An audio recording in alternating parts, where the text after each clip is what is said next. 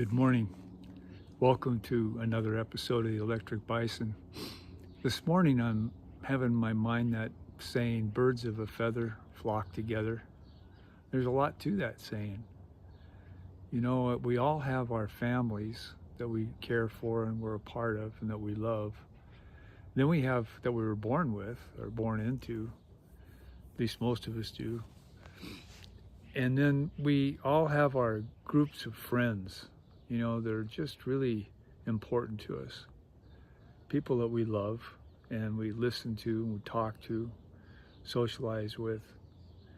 I guess there's a word for that. I didn't learn that till just a couple weeks ago, but the word ohana. It's this bigger family that we all have. And they're pretty darned important, especially as you get on later in life and all the kids grow up and move away and each of us is kind of on our own. We pick our friends and we enjoy them a lot. But birds of a feather do tend to flock together. I'm probably in 5 or 6 coffee groups here in Helena, which I enjoy all of them, and I find something in each of them that I have in common. So maybe it's some birds find flocks that they fit into. Maybe that's a better saying. But anyhow, birds of a feather do flock together. And this morning I'm also thinking about a good friend of mine who passed away a short time ago. Her name was Diane Evans Carlson. She was from Minnesota, and she was a combat nurse in Vietnam in the burn wards there and later on in the burn hospitals. And she's the person responsible for just staying with the project of getting the Vietnam Women's Memorial built in Washington, D.C. And the first time I saw Diane, she was standing by the Women's Memorial. I had been at the Pentagon and came over. I think Rolling Thunder was the thing going on that weekend in Washington, D.C. That's where all the motorcycle riders come into town to make a heck of a racket. But, you know, I think a great portion of them are veterans. I'm sure they are. And they're all lined up there by the Vietnam Memorial, Vietnam War Memorial, kind of off from the Lincoln Monument. And these grody old guys were all lined up and they're craning their necks. And Diane was up at the front standing by the Women's Memorial that she'd been largely responsible for seeing the completion of. And they were going up there to get a smile and a hug from her. It was pretty neat. It really was. So her ohana, Diane's ohana, was as big as they get, certainly all of us veterans.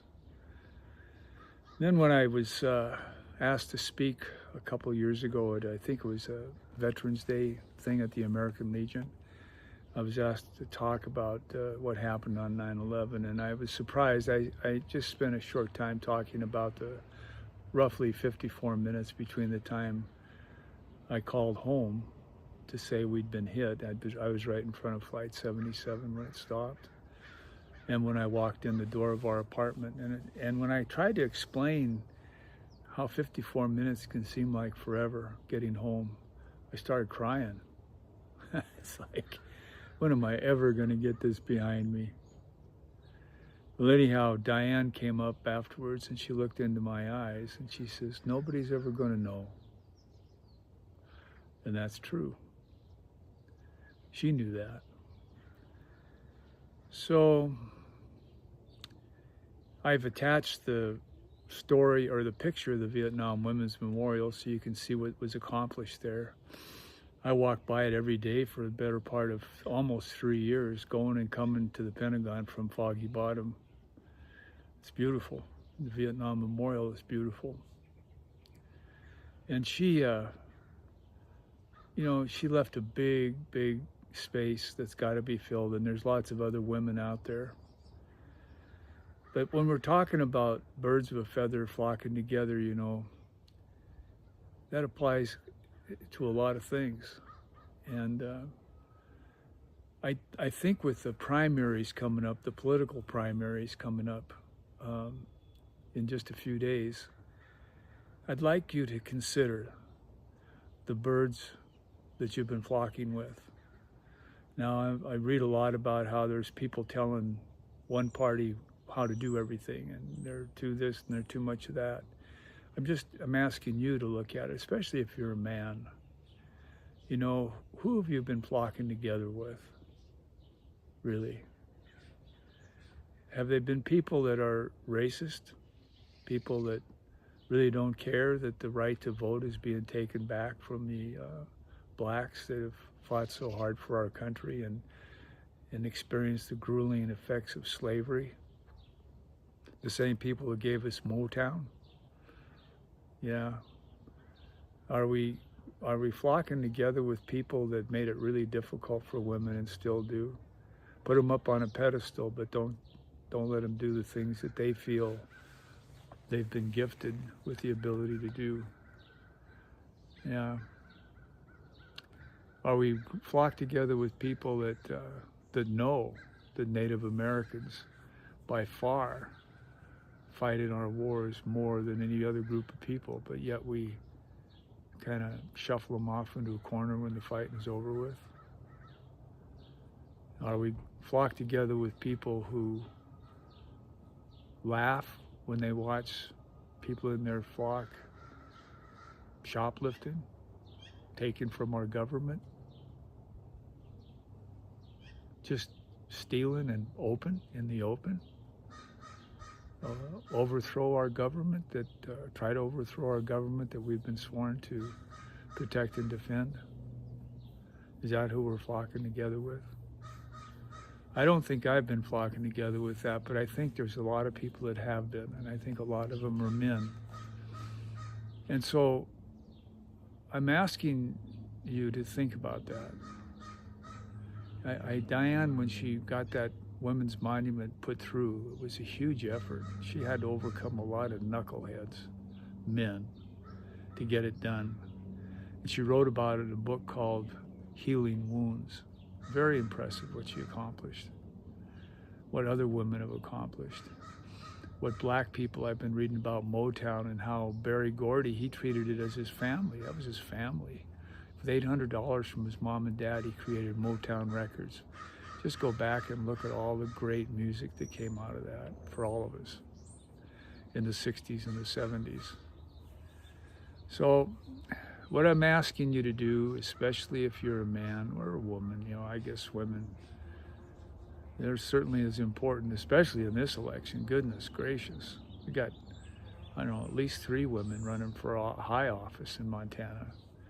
But particularly men. Just take a look at your own flock that you've been flying with. And I would say the easiest thing to do, that in a way it's a hard thing to do, but when you go into the ballot box, when you go into to vote, you get 2 ballots. You get more than 2 now. Pick one that's different from the one that you were voting before. If you've been voting Republican, pick up a Democrat ballot and vote for one of those people, because it's up to all of us who's going to run in the general. It's not up to some authoritative person picking them for us. And look carefully at the ballot. And I personally think that you should pick up a Democratic ballot. I've been around it for a long time, and nobody's ever told me what to do. In fact, when the head of the Republican Party asked me years ago, and I was majority leader in the Montana House, Betty Babcock, she says, "John, what would it take to have you cross over and become a Republican?" And I said, "Well, I really appreciate you asking me, but honestly, I feel I can do anything I want to do when I'm a Democrat." I still feel that way. So why don't you step up and check out a different flock, especially if you're a Republican, and try to help pick one of the primary candidates for the Senate, U.S. Senate, for the U.S. House in the Eastern District and U.S. House in the Western District. There's a ton of people to pick from. Do a little research. Pick the one that you would like to see on the general election ballot, and cast your vote for the Democratic Party. It's our party, you know, it's whoever we want to be. And thanks, Diane.